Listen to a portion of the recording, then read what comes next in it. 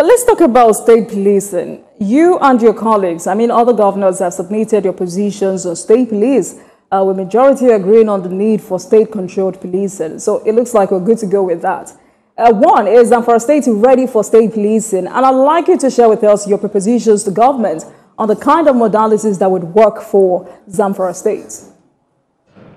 First of all, it is true that most of the states are advocating for state police, and Zamfara is one of the states.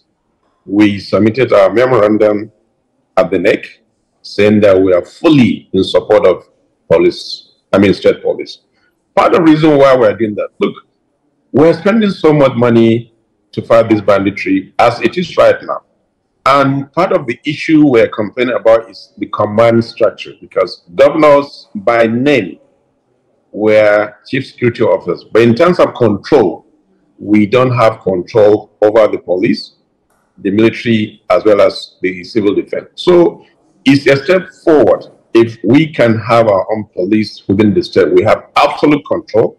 In fact, we're spending so much money now in terms of providing equipment, even for the military and the rest of them. So equally, I mean, if we have our own state police, they will be fully equipped to fight any kind of criminality in our state. So yes, I'm part of those people that support for state police in Nigeria. I think that should be a step forward. Right. If we're able to do that, I think that will go a long way in combating all these criminalities we're facing. And I wanted you to share with us your proposition to government, to the federal government, or the kind of modalities that would work for your state.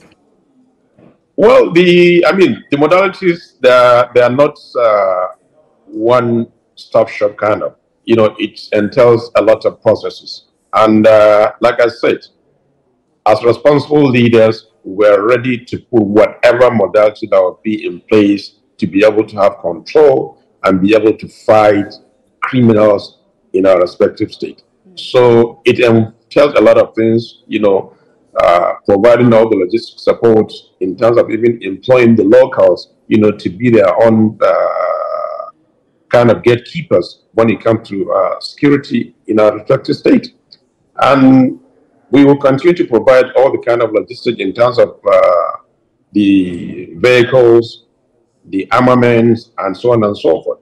So it's a process that needs to be put in place, which I believe most of us as governors are ready to do that. We're already doing that anyway. So it's just to step up the process. All right. On the other hand, I mean, given the political immaturity in Nigeria, decentralizing the national police and to give way to state police also has its own implication. I just have mentioned the issue of possible political influence of the governors against oppositions. I'd like you to address that. And would you be converting the CPG to state police?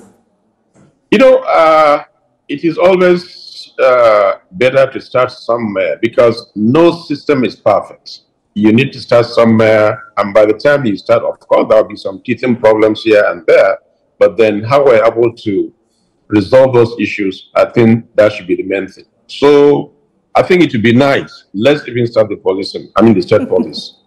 And then whatever challenges that may come with it, we should be ready to face them. And the most important thing now, this should not be an issue, because once there's rule of law, I don't think anybody will abuse the system. So let's emphasize on the rule of law. If we're able to do that. Your Excellency, I'm sure you know Nigerian governors are powerful. You and your colleagues seem very powerful, and that's why Nigerians are scared. Jumaki, there's no perfect system. Okay. Let's just give it a trial. You know, along the line, whatever challenges we may have, we should be able to correct them. And eventually, we may have a perfect system. But at least, let's not give excuses. Let's start it and see what will be the challenges. All right.